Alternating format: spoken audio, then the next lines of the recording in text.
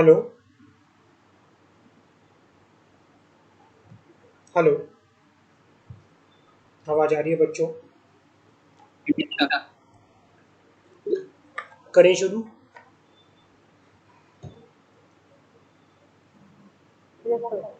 चलो। हाँ, तो लास्ट क्लास में कहाँ तक हो गया था हमारा? जर्नल क्लोजेज एक्ट हम पढ़ रहे थे।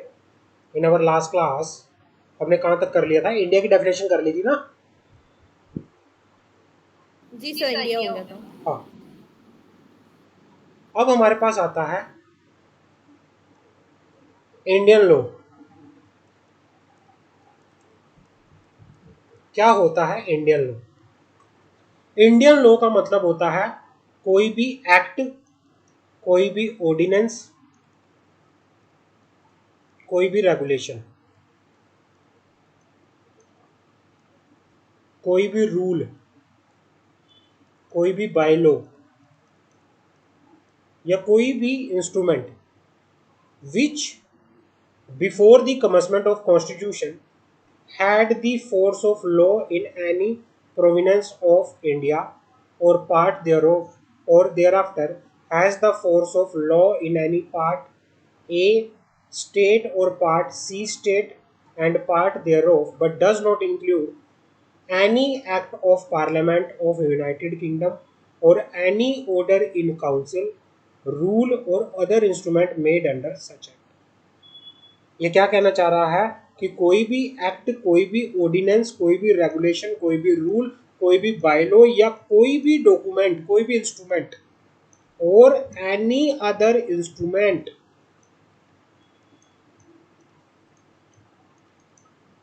which before the commencement of constitution, which before the commencement of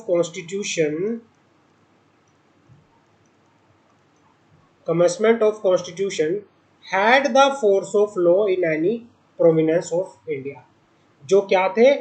constitution के कमेंसमेंट होने से पहले किसी भी इंडिया के प्रोविनेंस के अंदर या उसके पार्ट के अंदर क्या थे? एनफोर्स थे। या फिर कॉन्स्टिट्यूशन के बाद किसी भी part A, part C state के अंदर या किसी भी दूसरे पार्ट के अंदर एनफोर्स थे वो। बट इसमें कौन क्या इंक्लूड नहीं होगा इंडियन लॉ के अंदर? वो इंक्लूड नहीं होगा जो कोई भी एक्ट पार्लियामेंट, कोई भी एक्ट बना है, कोई भी एक्ट ऑफ पार्लियामेंट है किसका? यूनाइटेड किंगडम की पार्लियामेंट का अगर कोई भी एक्ट है वो इंडियन लॉ के अंदर नहीं आएगा। या कोई भी ऑर्डर है या कोई भी काउंसिल रूल है, कोई भी अगर यूनाइटेड किंगडम की पार्लियामेंट के द्वारा बनाया गया है तो वो इसके अंदर नहीं आएगा। इसके अंदर वो आएंगे जो कमेंसमेंट से पहले कोई भी इंडियन प्रोविनेंस के अंदर एप्लीकेबल थे या कोई भी उसके बाद कॉन्स्टिट्यूशन के कमेंसमेंट होने के बाद part A state, part C state या कोई भी पार्ट इसके अंदर एप्लीकेबल थे। समझ आ गई मेरी बात? Yes sir. कोई डाउट हो तो मुझे बताओ। डेफिनेशन क्लियर हो गई या दोबारा से बताऊं बच्चों? बच्चों एनर्जी से क्यों डाउन लग रही है आप लोगों की? क्या रीजन क्या है? आज रीजन क्या है? आज एनर्जी डाउन क्यों है?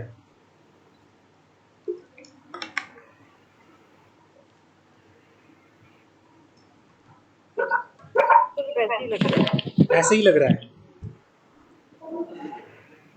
हाँ भाई मंशा। जी सर। ऐसा कैसे लग रहा है? आज इतनी एनर्जी सी डाउन आप लोगों की क्यों लग रही है?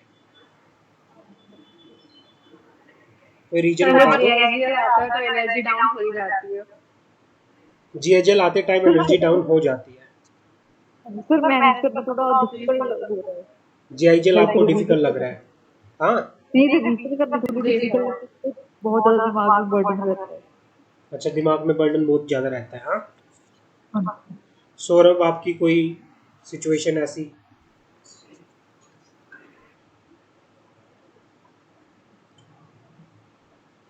सौरभ? नहीं सर, ऐसा कुछ भी नहीं। आप बिंदास हो, बिल्कुल लाइफ एंजॉय कर रहे हो, काट रहे हो, अच्छा मुझे मार रहे हो। हाँ, कोई दिक्कत वाली बात नहीं है, पढ़ाई अच्छे से हो रही है। भाई मुझे कोई फर्क नहीं पड़ता, मैं तो अपना पढ़ रहा हूँ अच्छे से, मेरी लाइफ अच्छी चल रही है, बिल्कुल कोई दिक्कत ही नहीं है। बिल्कुल। बिल्कुल, हाँ बहुत जी अच्छी सर। बात है। चलो, अब मंशा आप बताओ, आप ऐसा क्यों सोचते हो, या सिमरन। चलो मैं सिमरन की एक बात मान लेता हूँ कि सिमरन सुबह 6 बजे उठ के पहले तो 20 किलोमीटर, कितने किलोमीटर दूर सिमरन? सर 40 मिनट का रास्ता है। 40 मिनट का रास्ता जाने में, 40 मिनट का रास्ता आने में। और जाते कैसे हो?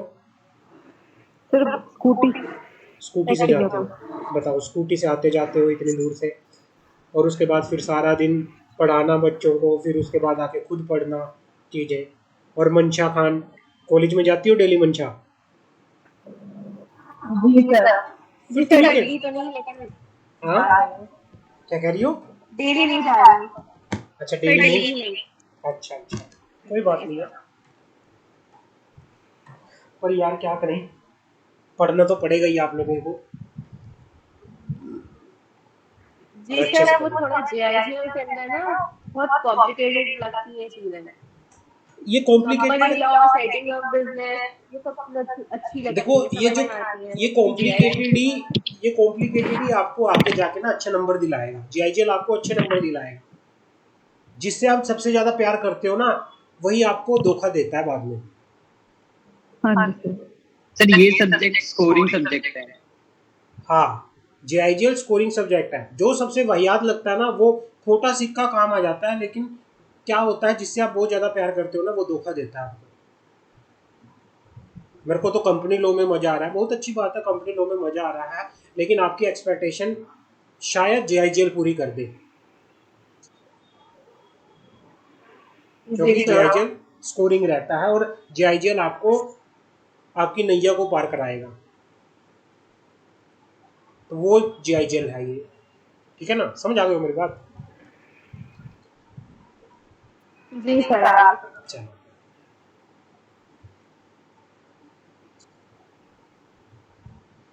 अब आते हैं आगे, हमारी डेफिनेशन क्या आती है, बात करते हैं। इंडियन स्टेट क्या है? What is the meaning of Indian state? State का मतलब यहाँ पे गवर्नमेंट से है, गवर्नमेंट। स्टेट का मतलब यहाँ पे क्या है? गवर्नमेंट से। Indian state means any territory which the central government recognise as the state before the commencement of constitution, whether describe has a state, state, jagir, otherwise.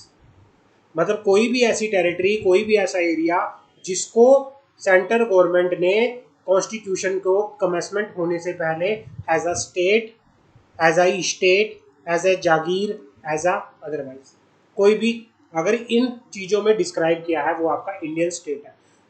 Law के अंदर स्टेट के दो मीनिंग निकलते हैं। एक स्टेट का मतलब होता है गवर्नमेंट से, एक होता है स्टेट, राज्य। समझ आ गई मेरी बात? Yes sir. लोकल अथॉरिटी क्या जी होता सर। है? कोई मुझे बताएगा लोकल अथॉरिटी क्या होता है? किसी के दिमाग में कोई एक्सपर्टाइज ओपिनियन हो लोकल अथॉरिटी के बारे में? लोकल, जो हमारा लोकल एरिया है। जो हमारी लोकल अथॉरिटी है, जैसे हमारी MCB, municipal corporation. Municipality municipal हो गया, हमारा एरिया। है ना, तो ये सारी हमारी लोकल अथॉरिटी होती है। जैसे पंचायत होगी हमारी, ये सारी हाँ क्या होती है? जी। Local authority means municipal committee, district body, body of commissioner, other authority legally entitled and trusted by the government with the control और मैनेजमेंट ऑफ म्यूनसिपल और लोकल फंड। तो ये सारी म्यूनसिपल उसके अंदर आके यहाँ पर चलती है। मैजिस्ट्रेट क्या होता है? What is the meaning of magistrate? Magistrate का मतलब होता है वो पर्सन जो एक्सरसाइज करता है ऑल और any power of the magistrate under the code of criminal procedure for the time being in force. मतलब वो पर्सन जो एक्सरसाइज करता है पावर जिसको दी हुई है under the code of criminal procedure में।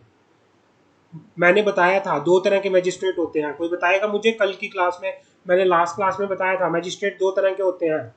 क्रिमिनल केसेस कहाँ जाते हैं मैजिस्ट्रेट के पास? First class magistrate and second class magistrate. Clear है? जी सर। मास्टर कौन होता है? मास्टर,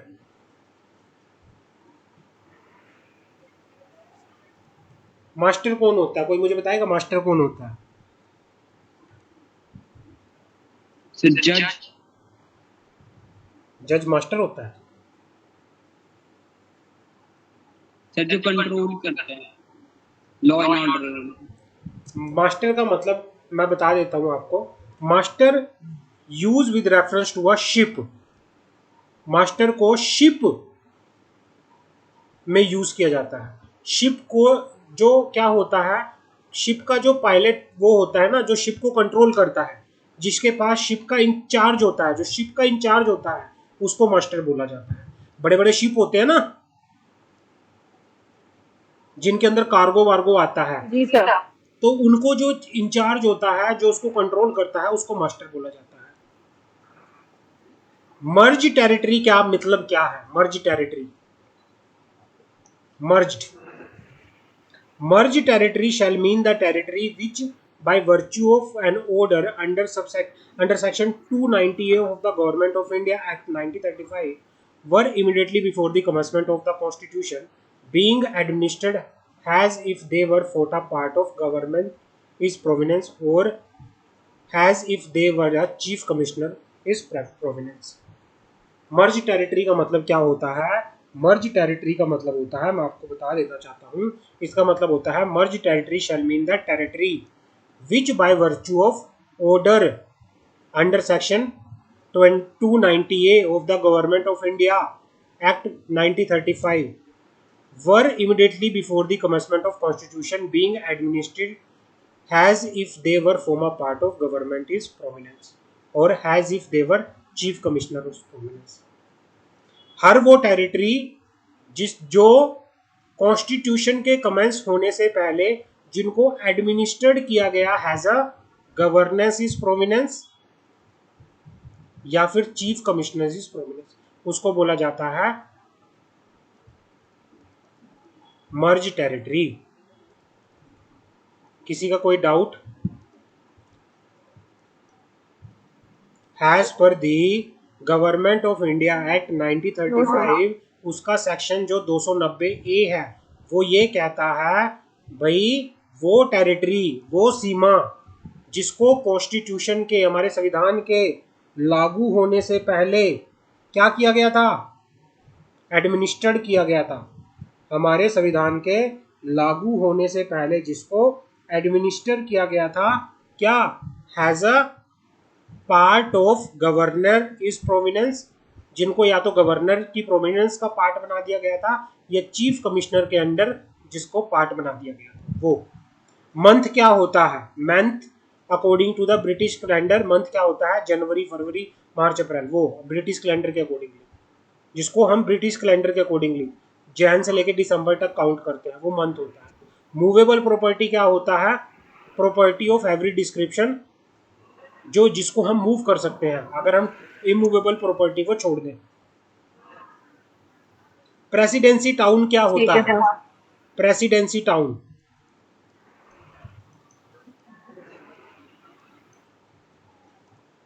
क्या मतलब होता है? प्रेसिडेंसी टाउन का कोई मुझे बता सकता है?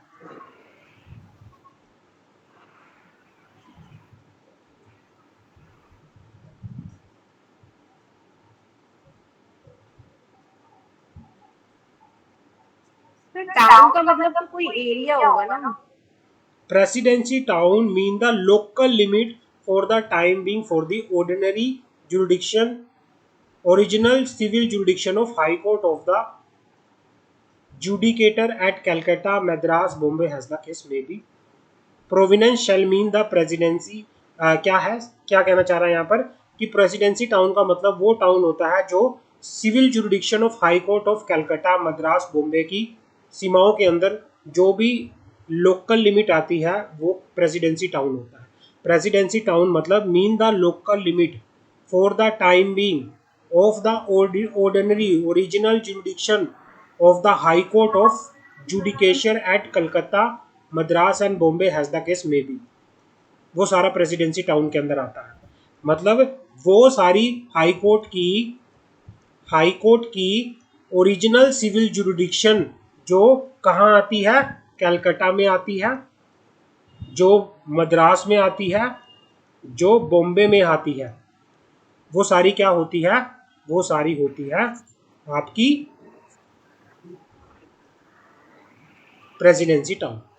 दोबारा से एक बार पढ़ा देना चाहता हूँ। Presidency town shall mean the local limit for the time being of the ordinary original jurisdiction of high court of the judicature at Calcutta Madras Bombay has the case may be. Province shall mean the presidency. Has governor is province, lieutenant governor is province, chief commissioner is province. मतलब इन वाले area में जो high court की civil jurisdictions होती है कलकत्ता मद्रास बॉम्बे को, इसको बोला जाता है प्रेसिडेंसी टाउन। समझ आ गई?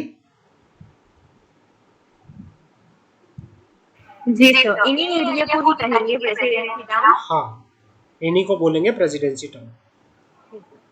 क्लियर है? ठीक है सर। आगे बढ़े। Yes sir. प्रोविंशनल एक्ट क्या होता है? What is the meaning of provincial act? क्या मीनिंग होता है प्रोविंशनल एक्ट का?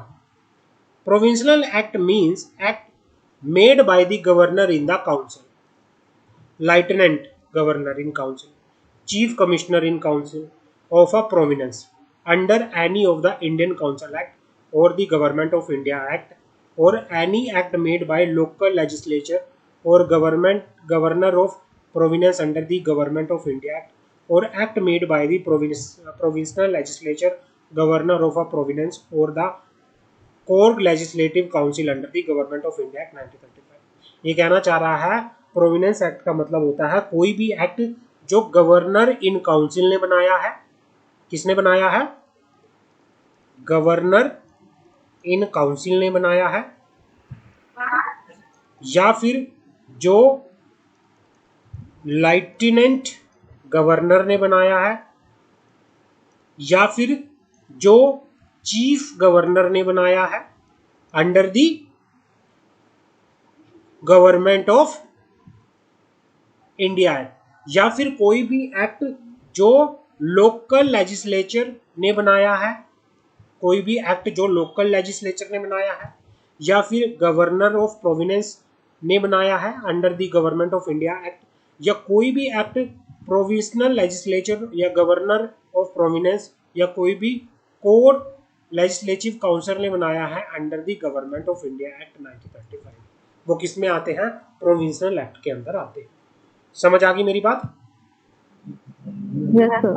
हाँ, कोई डाउट हो तो बता जी सकते सर। हैं, नहीं तो हम आगे जा सकते हैं। क्लियर है सर? आगे बात करें। Yes sir. प्रोविंशनल गवर्नमेंट क्या होती है? प्रोविंशियल गवर्नमेंट क्या होती है? सर जो इंडिपेंडेंस से पहले का गवर्नमेंट होता है।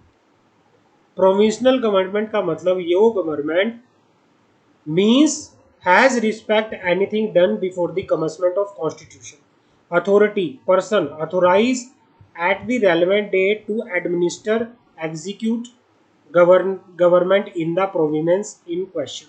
ये कहना चाह रहा है कि भाई कॉन्स्टिट्यूशन संविधान से पहले, गणतंत्र से पहले, है ना, कोई भी किसी भी पर्सन को अगर कोई अथॉरिटी दी गई थी गवर्नमेंट को एडमिनिस्टर करने के लिए किसी प्रोविनेंस की, तो वो उसे बोला जाता था प्रोविनेंस गवर्नमेंट। उसे क्या बोला जाता था? Provenance government. क्लियर है? समझ आ गई बात?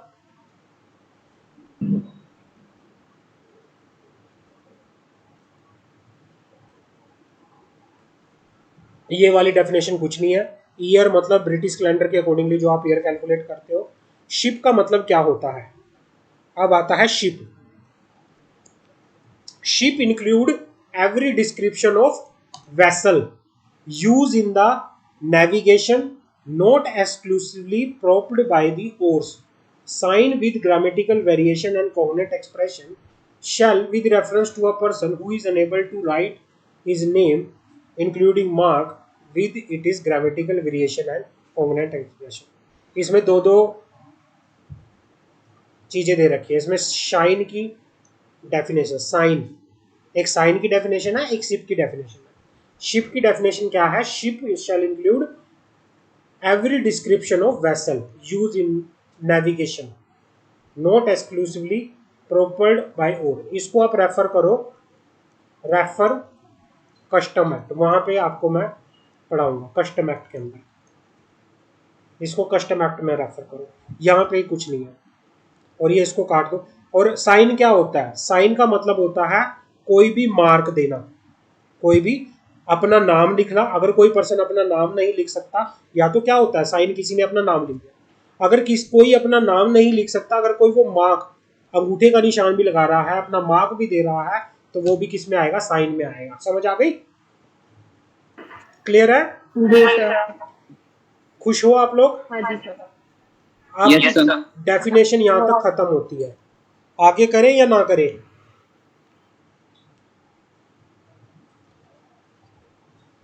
यहां पर आपकी डेफिनेशंस खत्म होती है। अब इसमें मैं एक क्लास तो आपकी लगेगी लगेगी, मैं रोक नहीं सकता। इस चैप्टर में आपकी एक क्लास और लगेगी, क्योंकि हैवी लग रहा है, मुझे लग रहा है आप जी लोगों सर। को। सिमरन हैवी लग रहा है अभी? नहीं सर, सही है। मंशा, सौरभ, जी सर, थोड़ा थोड़ा लग रहा था। नहीं तो सर अभी ठीक है, अभी करें या नेक्स्ट क्लास में करें? अभी कर लेते हैं। अच्छा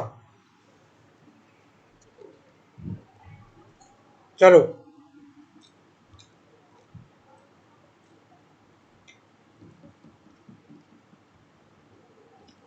application of foregoing definition to the previous enactment। ये कहना चाह रहा है application of foregoing definition to the previous enactment section 4। the definition in section 3 of the following one। जो हमने ऊपर डेफिनेशन पढ़ी है ना, अभी हमने काफी सारी डेफिनेशन पढ़ी है ऊपर, जी सर। पढ़ी है ना। The definition in section 3 of the following word and expression, that is to say, जो हमने डेफिनेशन पढ़ी, एफिडेविट, बैरिस्टर, डिस्ट्रिक्ट जज, father, immovable property, imprisonment, magistrate, month, movable property, oath, person, section, son, swear, will, year, ये सारी जो हमने definition पढ़ी। Apply also unless there is anything repugnant in the subject or context to all the central act made after the 3rd day of January 1868 and to all the regulation made on or after the 14th day of January 1887।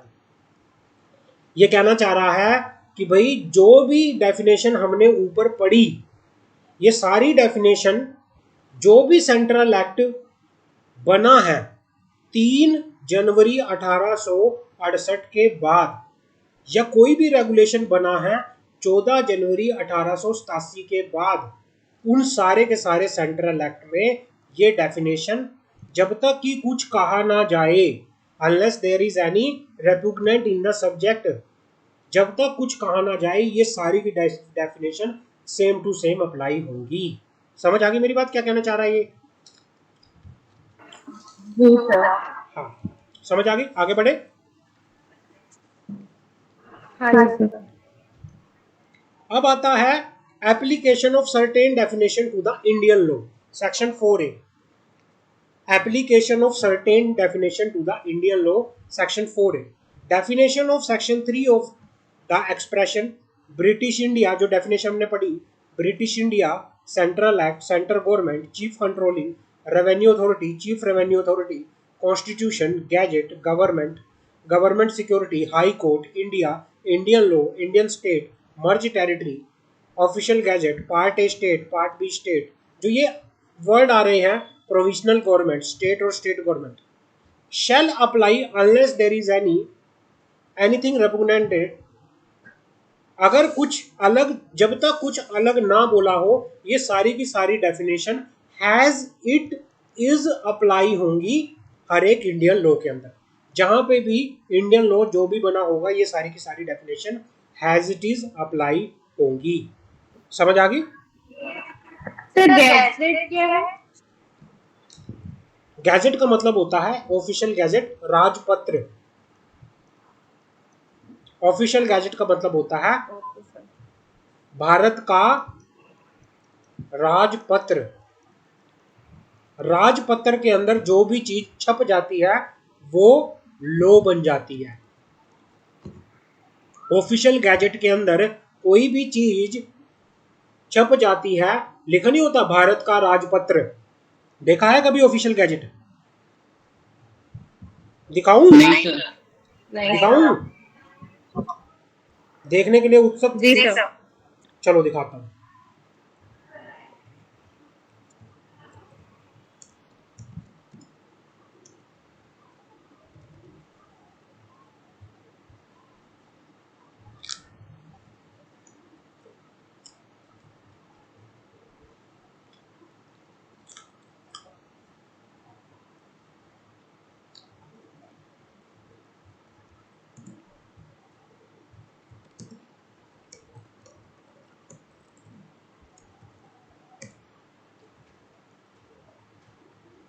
ये होता है official gazette, ये होता है official gazette, the gadget of India.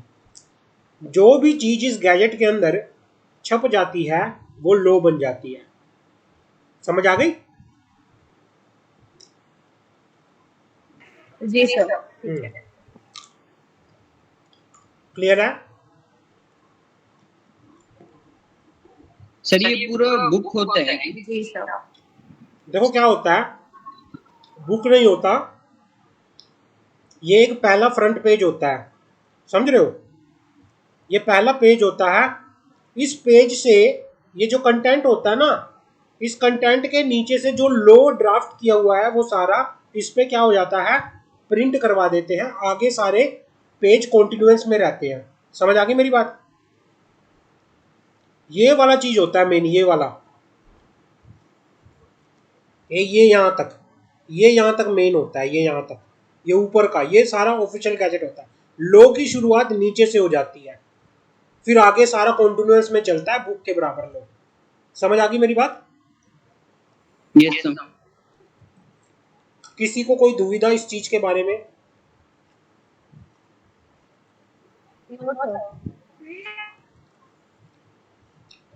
आपको company law का bare act दिखाऊं?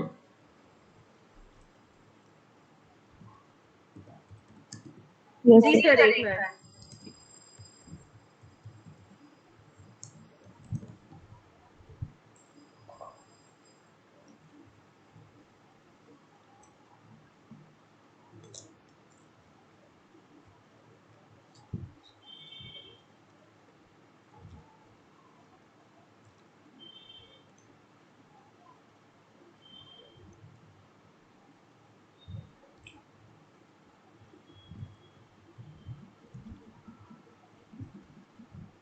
ये आपका पूरे का पूरा क्या है, कंपनी लॉ है। ये पूरा आपका बेयर एक्ट है ना? जब इसके रिगार्डिंग नोटिफिकेशन आई थी, वो आती है राजपत्र के ऊपर। जब ये नोटिफाई होता है राजपत्र के ऊपर, ये तो पूरा बेयर एक्ट है। जिस जिस डेट पे राजपत्र में ये लिखा जाता है, राजपत्र में बेसिकली क्या लिखा जाता है कि भाई इस डेट से ये एक्ट एप्लीकेबल हो रहा है, तो उसमें प्रॉपरली राजपत्र पे लिखा जाता है, ये है ना? अब अगर मैं लिखूं,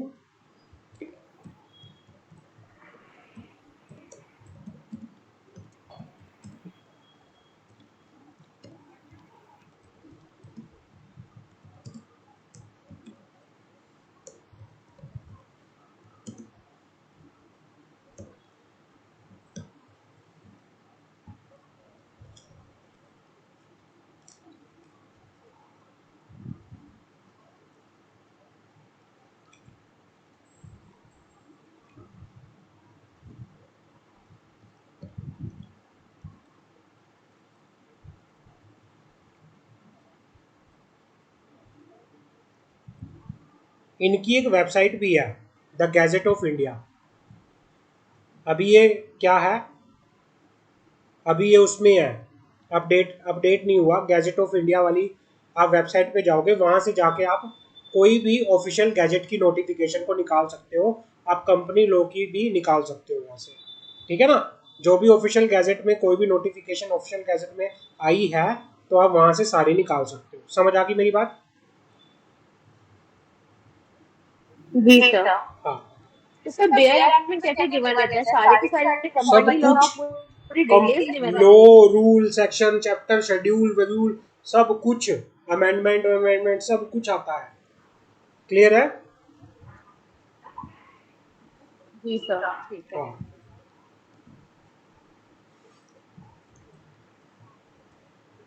एक क्लास तो हमारी और लगेगी, तो इससे बेटर है मैं इसको अलग नेक्स्ट क्लास में ही कंप्लीट करवाऊंगा, ठीक है ना, इस चैप्टर को।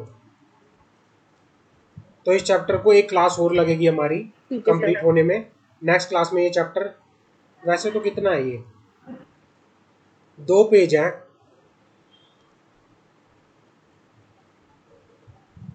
कोई नहीं, इसको कंप्लीट करवाने के बाद ना मैं चैप्टर नंबर 4 साथ के साथ शुरू कर दूंगा, ठीक है ना। जी सर, ठीक है। चलो, तो नेक्स्ट क्लास में हम चैप्टर नंबर 4 भी शुरू करेंगे, और ये चैप्टर कंप्लीट करने के बाद तो आपका 3 चैप्टर कंप्लीट हो जाएंगे JIGL के, चौथा चैप्टर शुरू हो जाएगा। और ठीक है। चल ही रहा है धीरे धीरे, बढ़ाएंगे स्पीड चीज़ें। अभी के लिए इतना ही है, बाकी मिलते हैं हम अपनी आने वाली